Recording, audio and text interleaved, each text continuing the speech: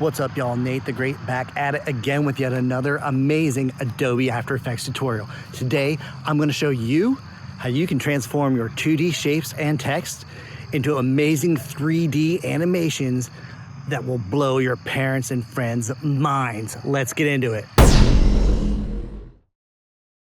Okay, we're here inside of After Effects. I've already added some text and some shapes. First thing we're going to do is learn how to make 3D text.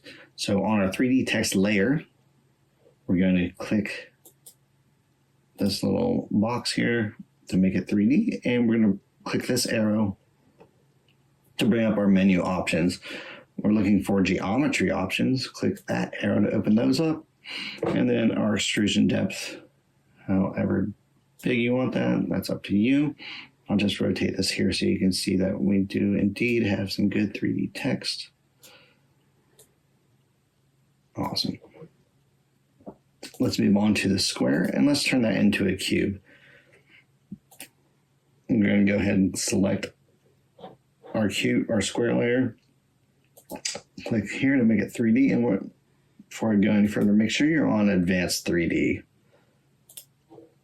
Okay, back to the left bottom hand side of the screen on our square and cube layer. Click this arrow, and we're looking for geometry options. Extrusion depth, however deep you want that. I'm going to make it 360. Give me a perfect cube, I believe. And we're going to just rotate this around a little bit.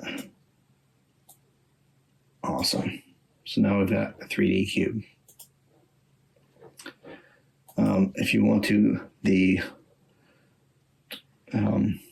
anchor point is on the surface of this part here, and we can move that to the center by just holding Command and double clicking the pan behind tool. So now it will rotate from the center. All right, we're going to move on to the circle and turn that into a sphere. This is a bit different. We go ahead and click this cube here to make it 3D, and we're going to open up our menu here. First thing we're going to do is go down to the contents and ellipse. Click that. Underneath ellipse path, we're looking for size, and we're going to change this to exactly 2. It's always going to be 2. Okay, and then we're going to come down here to geometry options. Bevel depth is going to be 100. We're not going to touch the extrusion depth right now, or at all, ever, for a sphere. And we're going to change this to convex. The bevel style is convex. And now we have an amazing 3D sphere. And we're going to move our anchor point to make sure that that is in the center of the sphere. To do that, we're going to hold down Command on the keyboard, double click the pan behind tool. Now that's in the center. And now we want to change the size of our sphere. We don't go back up to size. That always stays at 2. Let's just close that out so we don't mess with that.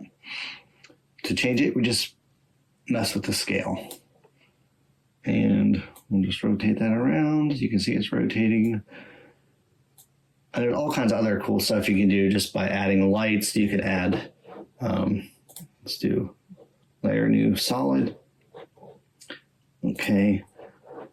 I'm going to drag this solid all the way beneath